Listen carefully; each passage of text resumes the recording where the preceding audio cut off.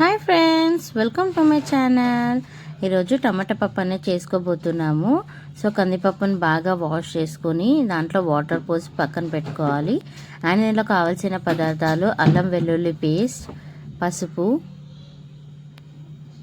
2 table స్పూన్ల ఉప్పు,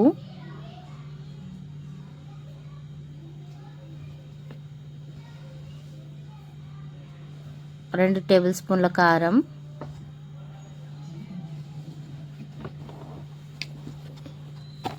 ఓ 4 పచ్చిమిర్చి, ఒక మామిడికాయ కట్ చేసి పెట్టుకుంది వేసుకోవాలి. సో ఇప్పుడు మామిడికాయల సీజన్ వచ్చింది కదా, అందుకని మామిడికాయ పప్పు చేద్దామని చేస్తున్నాను. సో చాలా బాగుంటుంది. సో చాలా టేస్టీగా వచ్చింది. సో మీరు కూడా ట్రై చేసి చూడండి. ఒక చెంచా ఆయిల్ అండ్ ఒక టమాటా అనేది వేసుకొని మూత పెట్టుకొని స్టవ్ పైన పెట్టుకుందాం.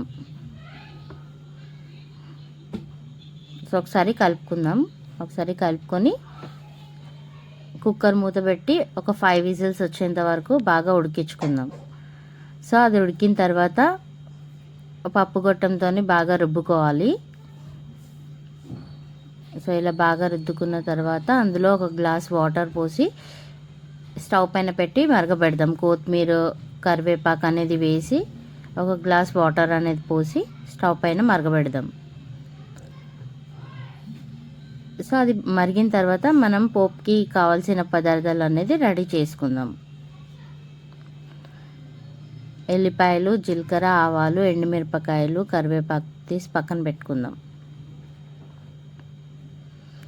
సో అది పప్పు బాగా కలిపి స్టవ్ పైన పెట్టేసాం కదా. సో ఇప్పుడు మనం పోపు అనేది పెట్టుకుందాం. సో కడాయి పెట్టుకొని ఆయిల్ పోసుకొని ఎల్లిపాయలు వేసుకుందాం. దంచి వేసుకుందాం, ఫ్లేవర్ బాగుంటుంది. సో వెల్లిపాయలు వేగుతున్నాయి కదా, ఇప్పుడు జీలకర్ర, ఆవాలు కూడా వేసేద్దాం.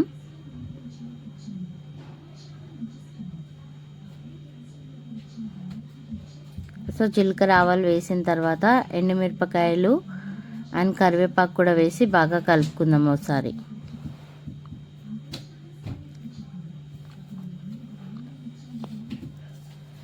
సో పప్పులో వేసేద్దాం ఈ పోపు అనేది.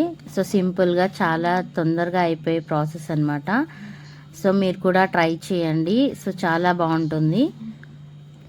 So thank you for watching the video. Like, share, subscribe to my channel.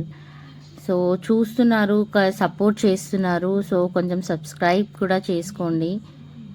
So నన్ను సపోర్ట్ చేస్తే లైక్, షేర్ చేయడం వల్ల, సబ్స్క్రైబ్ చేసుకోవడం వల్ల నాకు కూడా ఇలాంటి వీడియోస్ అనేది చేయాలి అని అనిపిస్తుంది. సో బూస్టింగ్గా ఉంటుంది. థ్యాంక్ యూ అందరికీ, ఎందుకంటే నా వీడియోస్ చూస్తున్నారు, నాకు చాలా సపోర్ట్ చేస్తున్నారు. సో ఇలాగే సపోర్ట్ చేయండి. Thank you for watching the video. Like, share, subscribe to my channel.